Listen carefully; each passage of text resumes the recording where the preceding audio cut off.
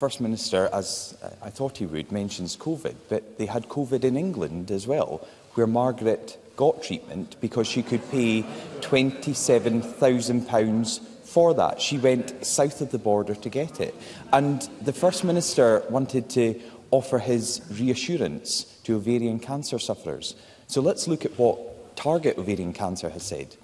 They say Scotland has one of the worst survival rates in Europe for this cancer. People need urgent treatment to save their lives, but in the SNP-run NHS, they wait months.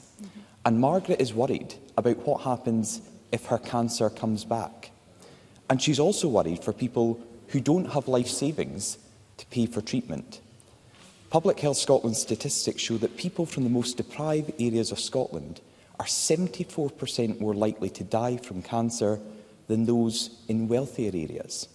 So, First Minister, what are people meant to do if they get cancer and they can't afford to go out with Scotland for their treatment? First Minister. Well, the NHS in Scotland will be there to assist and to treat where they possibly can. Unless I misunderstood Douglas Ross, and I'm willing to correct the record if I did. My understanding is that in Margaret's case, she went for private treatment in England. So, of course, the services in NHS England are also being impacted, as have the services in NHS Wales, as have the services undoubtedly in NHS Scotland.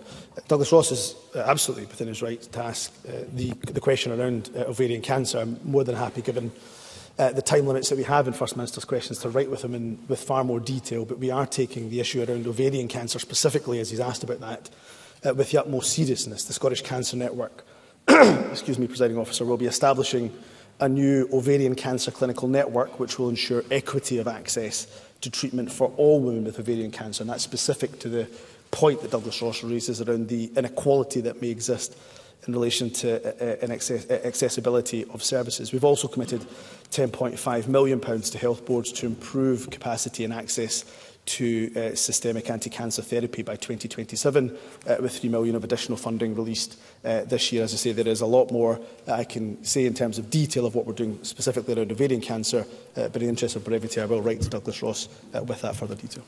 Douglas Ross. Well, I'll welcome that response when it comes, and I'll share it with another member of the public we've spoken to. We spoke to Irene Hartshorn from Ayr, and she was told she needed to wait 12 weeks for ovarian cancer surgery. She told us this morning, and these are Irene's words, "I felt powerless. You know that all the time the illness is getting worse and worse. If I had waited, I think I would be dead by now." Her sister paid for her to get treatment in London, but Irene wanted us to ask the First Minister this question. First Minister, why are the resources not in place in Scotland for this kind of treatment that Irene had to go south of the border for? First Minister.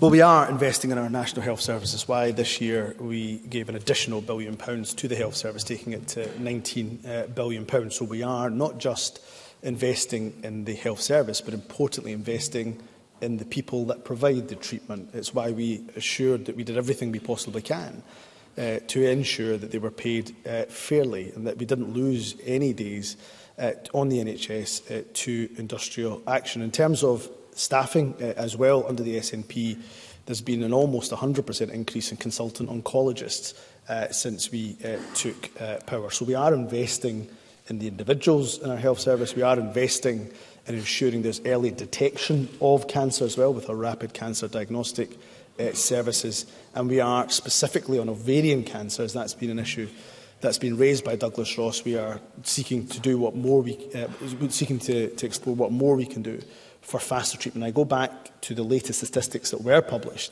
which I hope provide some assurance, though I accept fully their cold comfort for those who've already had to pay for treatment. But to provide some level of reassurance, the latest statistics show that 94.7%, almost 95% of women are receiving their first treatment for ovarian cancer within 31 days of a decision to treat. And we want to consider what more we can do to improve that figure further.